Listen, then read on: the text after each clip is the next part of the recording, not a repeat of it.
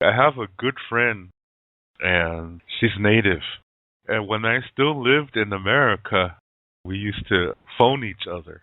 We're good friends. And she's really naive. And I don't mean that in a bad way. She's a nice person. That's why she was my friend.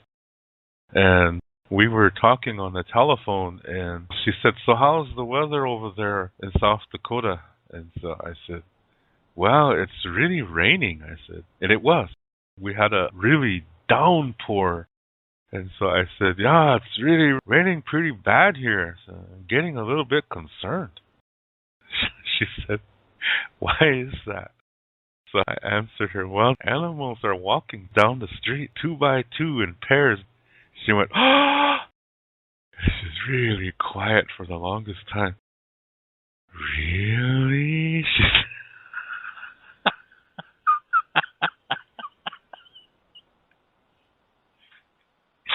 And I just started laughing. And she said, "David, sometimes you're just a shit, you know that?" She said. Then she started to laugh. She realized I was just joking with her. Yeah? That lady, she just sets up some funny jokes. Yes, she really made me laugh. "Really?"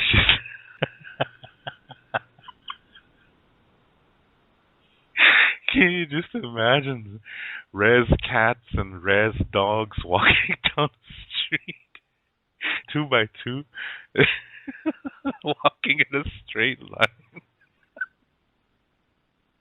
It don't even make sense. That's what makes it funny. Yeah. So once she got it, she really started to laugh, and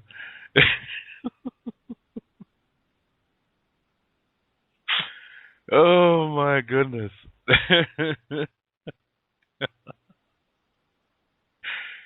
That's what you call humor, my friends.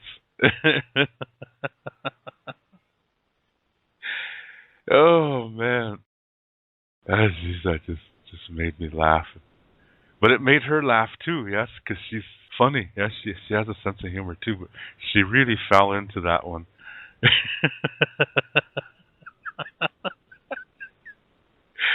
And then I remembered, oh shit, I told this to somebody else too. In 2008, I did a seminar in London, England, and I met a girl from Scotland. And so I think it was several months after this meeting that we were talking on the telephone. And she asked me, "So how's the weather over there in Berlin?" So I said, "It's raining pretty bad," I said. "And I'm getting a little bit concerned." "Why is that?" she said. So I said, "Well, there's animals walking in pairs down the street 2 by 2." Before I even finished the sentence, she really started to laugh. She just laughed and laughed and laughed, and she said she said all kinds of things, but she said it in the Scottish accent that I didn't understand what she was saying, but she was really laughing. And this is how it is, yeah? The Scottish and Irish sense of humor is very similar to Indian humor. And it is really interesting, yeah, because there's a lot of similarities between Indians and Irish people and Scottish people. For those of you that know, Irish and Scottish people are descendant from Celtic people. And nobody really knows the beliefs of the Celtic people because when the Catholics came to that part of the country, they really were very violent. Because remember, in the early Catholic Church, they had an army. They were a military group. And there is a saying in Ireland that St. Patrick chased all the snakes out of Ireland. That's why you don't see any snakes over there. Now, what they mean is the Druids. These are the priests of the Celtic way. And Druids, their symbol was a snake swallowing another snake, or a snake swallowing itself. This represents infinity. It's very similar to the Lakota concept of time, in that it's circular. In the Lakota way, time is circular. That's why we don't have a word for goodbye. And so we say until next time, which in Lakota is toksha ake. The Celtic way is very similar to that thinking. And they have a medicine wheel. So what this St. Patrick did was he started to have the Druid priests killed, and they fled. And this is what that means. When they say St. Patrick drove the snakes out of Ireland, what that means is he killed off the Druid priests. That shows you that the Celtic way conflicted with the Catholic way. What the Catholics then did is they took some Celtic beliefs and they Christianized them, they Catholicized them to get the Irish and Scottish people to go to church. So today you have a lot of Irish and Scottish people, if they're not Catholic, they're Anglican.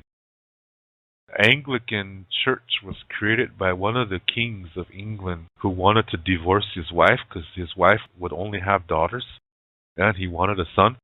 And so he started having affairs with his ladies who wait on the queen. What do they call them? Ladies in waiting. And he wanted to marry one to have a son. But the Pope didn't let him because in the Catholic Church you can't divorce. So this British king, he said, well, hell with you, I'll start my own church. And that's how the Anglican Church came into existence. In America, it's called Episcopal. It's the same church, just a different name. And so in the United Kingdom, the Northern Ireland and England and Scotland, they're Anglican.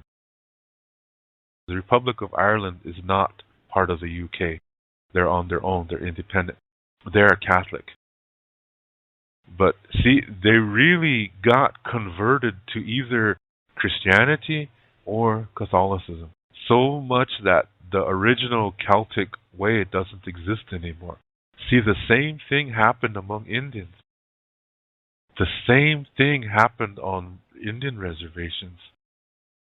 On the reservations, when they first were set up, the Indians were forced on there. And in the beginning, reservations were like prison camps. You couldn't leave, and we were not allowed to hunt for foods that we're used to.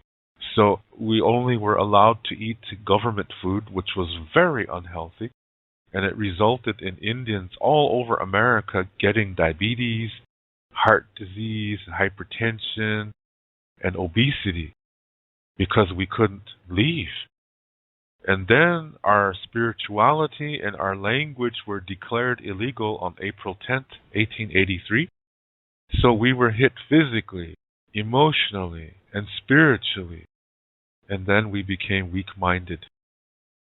The self has 4 parts: the body, the emotional self, the soul, and the mind. And we were hit in 3 of those at the same time. Physically, spiritually, and emotionally, we were hit at the same time. So the 4th part is the mind.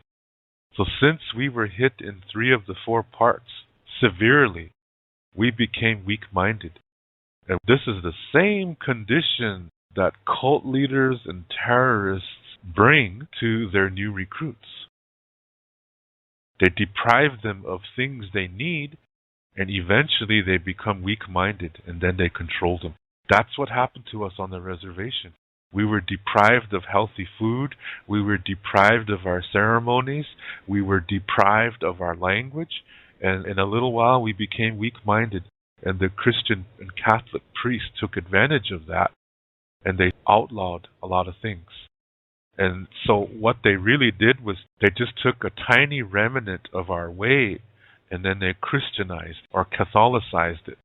And then they said to us that this is the Lakota way. So we began to believe what the priests were saying. And as a result, the Lakota people lost a lot of ancient information. But some of us still have it. Just very few of us. And this ancient information conflicts with the Bible.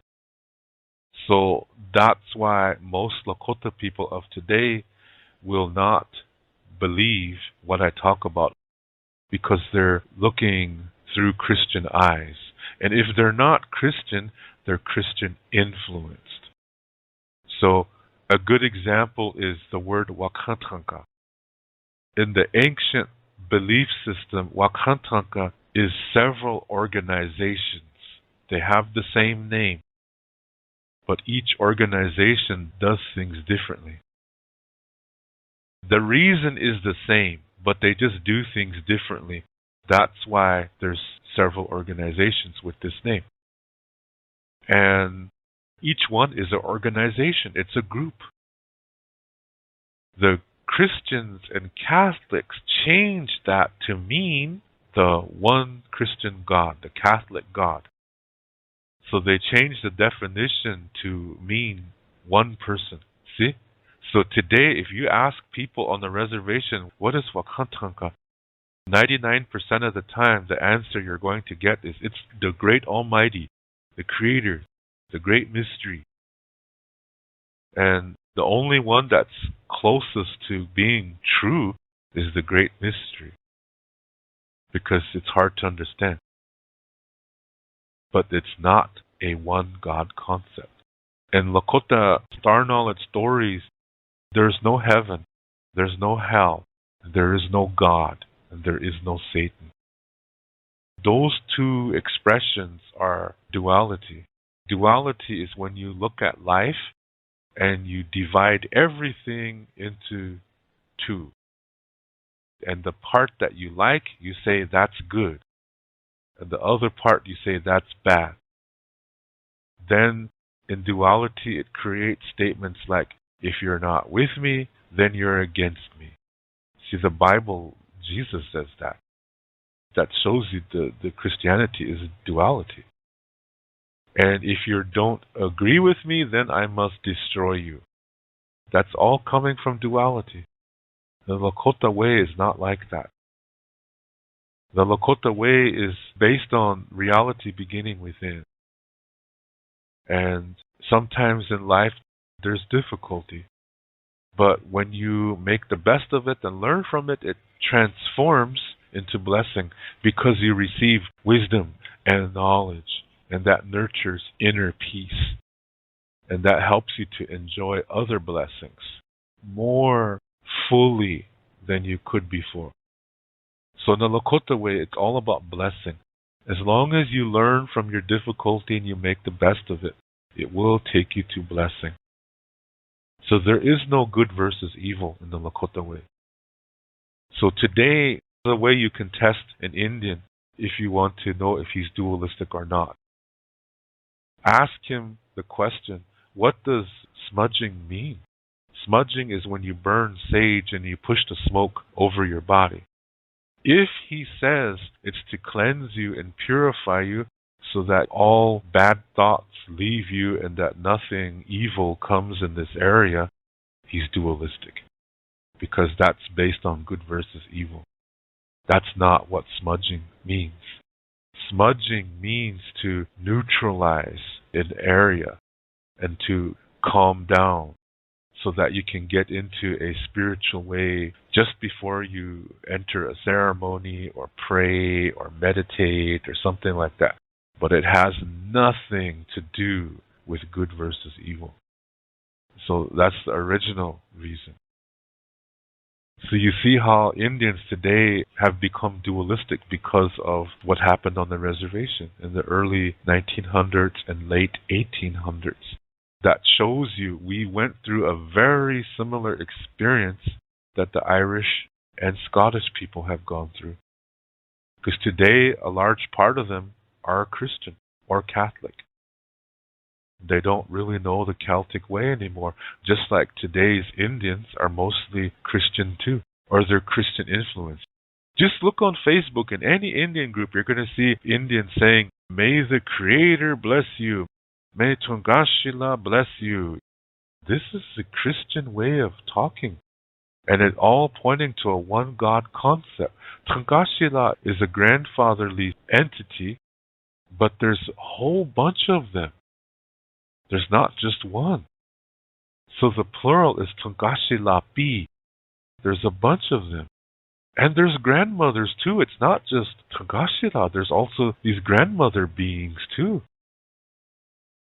So that when people just say Tangashila, that shows you the Christianization of our way, only focusing on the male. But in the ancient way, there's equal focus on the grandmother way too. So today you only hear Uchimaka, grandmother earth. Actually, there's more than that. There's a bunch of grandmothers. But today they only focus on this one. So it shows you that today's Indians, even when they think they're being traditional, they're only grasping a tiny remnant of a much, much, much bigger ancient way. So when I talk about that much, much, much bigger ancient way, most Lakota people disagree with me. And that's okay. I'm concerned about the life that we can create on this earth by how we live it. So I talk about the ancient way. I don't talk about today's Lakota way, because today's Lakota way is really a perverted, tainted Christian way. That's all it is. So I talk about the ancient way, what used to exist when Wakantanka meant an organization, and that there was more than one Wakantanka. There's no heaven, there's no hell, there's no happy hunting ground. This happy hunting ground idea is a Christian idea. There's nothing like that in the Lakota Star knowledge. Our way speaks of a reincarnation, but that's not important. What's important is how you live your life right now, because the present moment is the most important moment, which means that this lifetime is the most important one too. So pay attention. Live your life as best as you can now. Take care of yourself as best as you can. Communicate in a way that's clear, but also learn how to receive communication. When people are talking to you, listen to them actively. That means don't form a response while they're talking, because when you do, you're not listening. So things like that, that's all coming from the ancient way.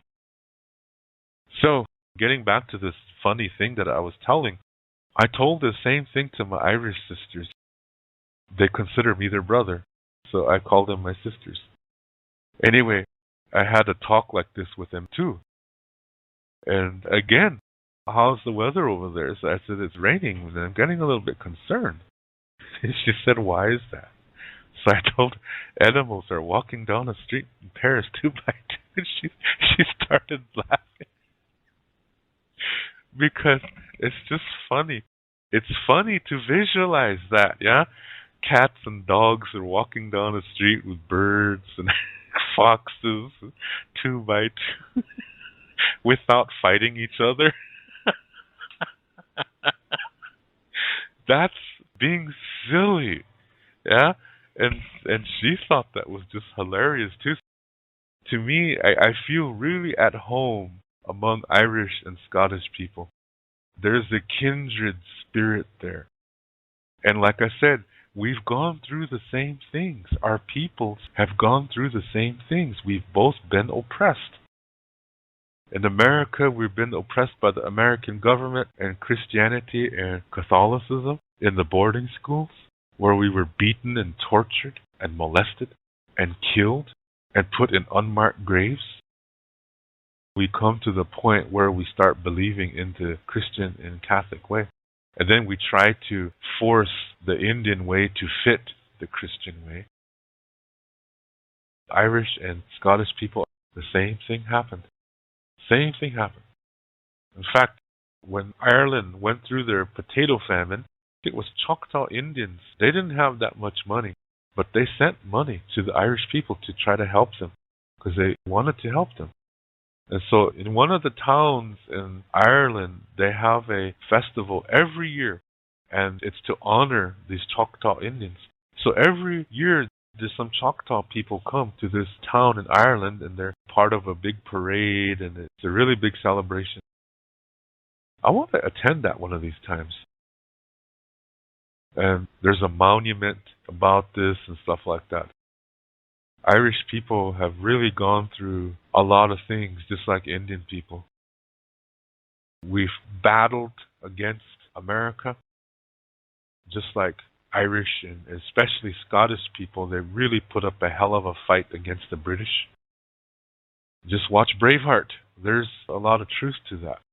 And when they captured the Scottish leader, they tore his body apart they tied one leg to a horse and another leg to another horse and both arms to two different horses.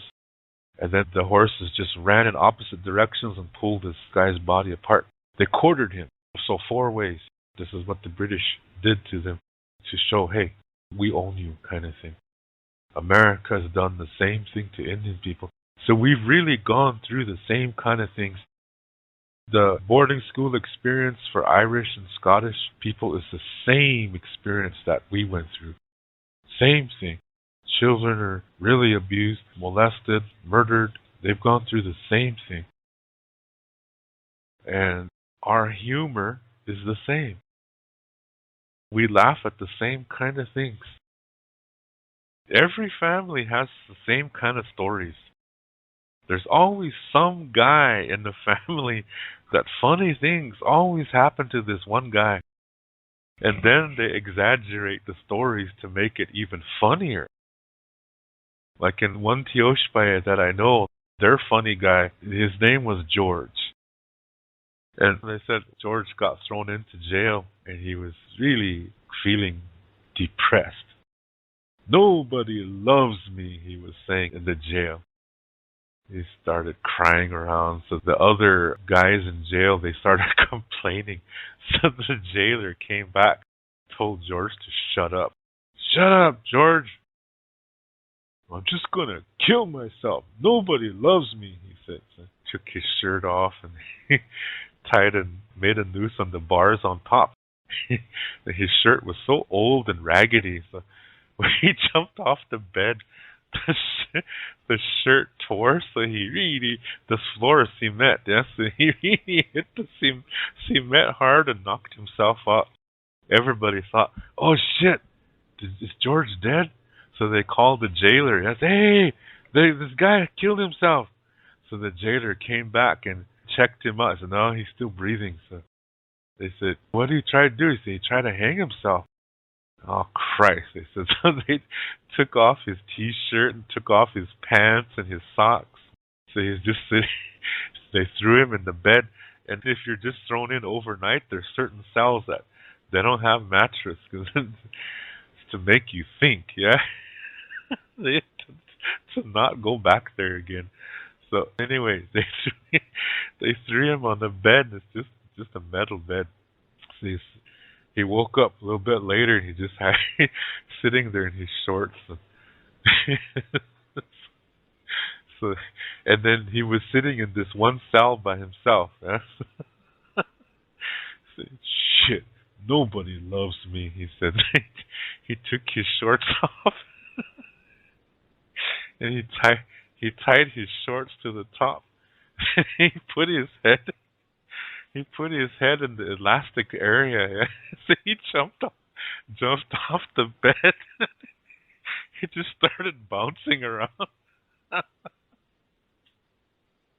Ow! Because every time he bounced, he hit a bar or a bed or something. Yeah, and he was trying to get himself out. The jailer came walking by.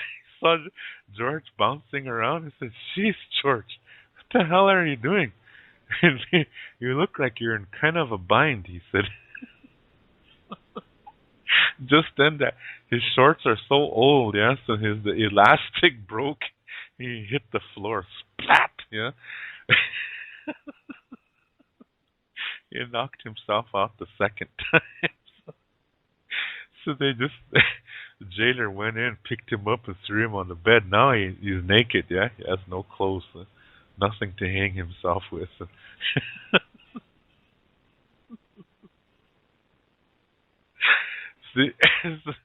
something like, and when you say that in Lakota, oh, it's just hilarious, yeah, because the use of certain words is just makes it really funny.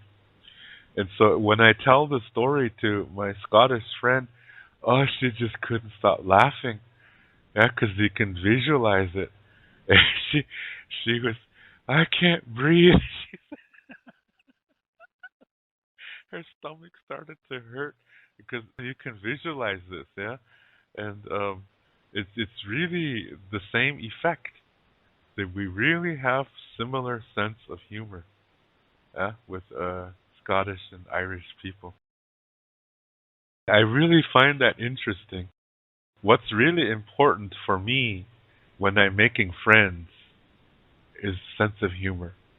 Because Lakota culture is it's not just serious. A lot of people think that, oh, you gotta be serious when you do this. Oh, you must be, and Lakota people must say aho at the end of every sentence. Shit, aho is not even a Lakota word. I think that's something the southern tribes say. We don't say aho. Now today it's just all over the place now, but originally that comes from the southern tribes. I think it's Comanche. I'm not sure, but I know it's from the south. Oklahoma, Texas, Indians that are from there. Anyway, when I'm making friends with people, what is really important to me is humor. If somebody is just serious all the time, it's really boring. So humor is really a big factor for me because in Lakota way, most things are seen in groups of four. And so we say there's a time to cry. There's a time to be angry. There's a time to be scared. And there's a time to laugh. This is necessary, that when the emotions come, we have to express them. But if you do these emotions too strong, you could lose your inner peace. If you express any emotion too much, an unhealthy energy can come through another spiritual realm and it can come through your mind and you could develop a problem. So it's okay to laugh, but if you overdo it, you become addicted to it. Then you develop this addicted way of thinking, and that's going to cause you to lose balance. So when the Christians first came to Lakota people and they were talking about heaven, and they say you'll be eternally happy and it's always daytime, those Lakota people said, I don't want to go there because to only be happy, you lose yourself. And if you're only happy, if all you feel is happiness, how do you know you're happy? If all you eat is sweet foods, how do you know it's sweet? Everything serves a purpose. And in our world, the daily cycle has 4 parts. And they each serve a purpose. You have the day and you have the night. But there's 2 more. It's not just daytime, then suddenly, ching, it's just all of a sudden it's dark. Jeez, if that happened, every so many hours we'd be thrown quite a distance, yeah? if the earth just really moved fast. we'd be in a different part of the world every day, yeah?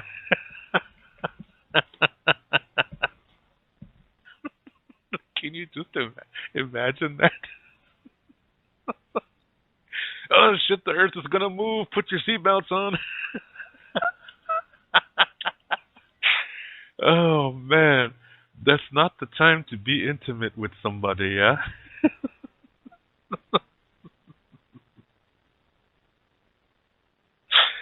Oh shit. See what I mean? Humor is important even when you're talking about serious things. It helps you understand it better, yeah? Okay, so instead it gradually shifts. It's obvious. The world spins. So the time that it turns from day to night and night to day Those are 2 other times too. Those are just as important. So see, 4 times. So to go to a place where it's always daytime, where it's always light, forever, that don't sound good from the ancient view, from the ancient perspective, because the nighttime serves the purpose. It's not bad. It's a time for other beings. So in ancient time, when the day is going through that change time of dawn or dusk, long time ago we'd say prayers and we'd thank the earth and things and say thank you for being here and to bless those who are waking up now. Because as we end our day, there's other beings that are waking up. And they do the same for us. When the nighttime ends, they're doing the same for us. So when we wake up, we're saying thank you, and we're also thanking the night beings for treating the earth in a way so we can still live. So we should do that for the night beings too. Be more respectful to the earth so that they can still live. But we're not. Look at the pollution that we are causing. We are not just hurting ourselves. We're hurting the beings of the night too, because they're still breathing the same air. So we need to be more concerned about things like that. This is ancient, what I'm telling you. And that really goes against Christian way of thinking. Anyway, getting back to this humor aspect. Like I said, this is really important. I really love the Scottish and Irish sense of humor. Is just really good. I remember one time I did some seminars in London, and then from London I was flying to Ireland to do seminars there.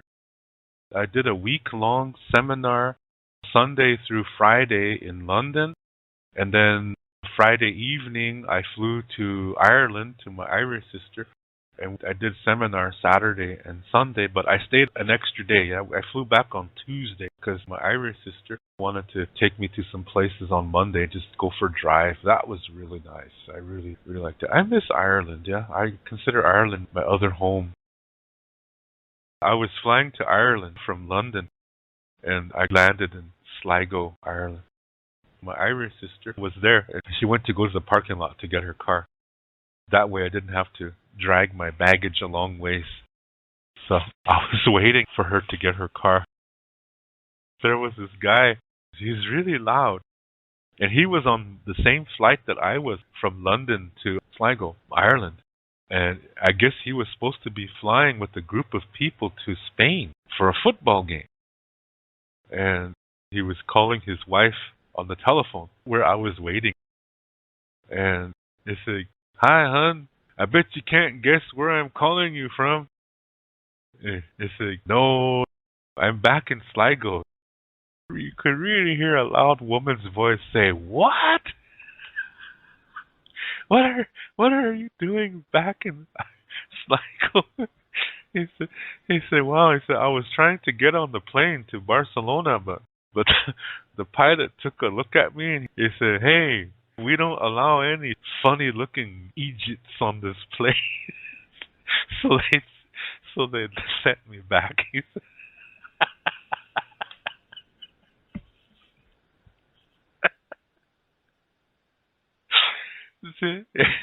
Egypt is the way they say idiot. Yeah.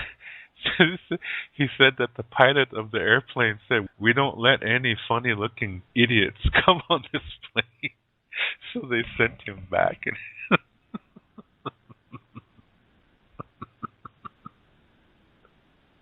He's teasing himself. Yeah? The reason why they didn't let him on the plane is because he was too drunk. And they made him sober up at London. And they sent him back to Ireland again. The pilot said, we don't allow any funny looking Egypts on this plane. Oh shit. You see, his sense of humor, he had a hangover, but he was still funny, yeah? He's teasing himself. Oh my. Anyway, I think the Celtic people came into Spain and parts of France too. Because I know in northern Spain, there's the instrument where it's a bagpipe basically. See, during the time that British people were raising hell with the Irish and Scottish people, a lot of them fled. They wanted to regroup because the Celtic people, they were all over Northern Europe. Their presence is all over Northern Europe. And in Northern France, Northern Spain, you see Celtic influence. So they really had a big movement before Catholic Church came to North Europe. The Celtic people covered a lot of the area. They were even more numerous than the Germanic tribes. So, had some good times in Ireland. Yeah, I really want to go back there again one day. Some of the best times in my life were in Ireland. I really connect with that land. And my guess is that I probably will have a connection like that to Scotland. I haven't been to Scotland yet, but one day I'd like to go to Scotland too. So all you Indian people listening, see, it shows you not all white people are the same. There are white people that are very similar to the Indian way of thinking, and there are white people who are not. Not all white people are the same. And just like Indians, not all Indians are the same either. Anyway, I just thought I'd point that out.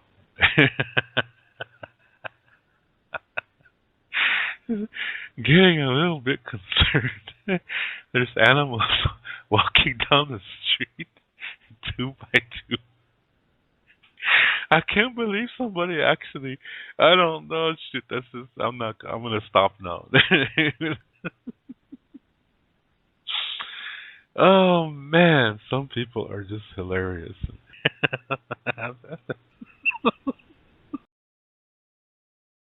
To learn more about Lakota spirituality, I have written a book called Wichocha Otechige. This book also includes Lakota Star Knowledge information. All the videos that I make, which are about Lakota spirituality, Lakota Star Knowledge, and cultural information, are based on this book. This book costs 99 American dollars, and this price includes the shipping cost as well as a tracking number.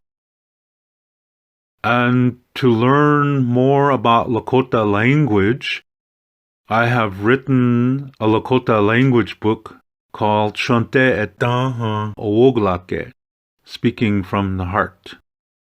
And all my Lakota language videos are based on this book.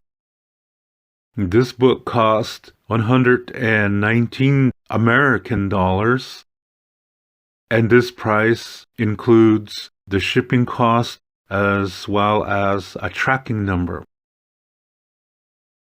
I also teach online, and I give spiritual consultations as well. The price for these sessions are 35 American dollars an hour. If you are interested in any of my services and products, you can send payment via PayPal to my email address, which is hehaka7@yahoo.com. That's HEHAKA, the number 7@yahoo.com. And also include your shipping address and your email address when you send your payment. Lila Pilamayelo. Thank you very much.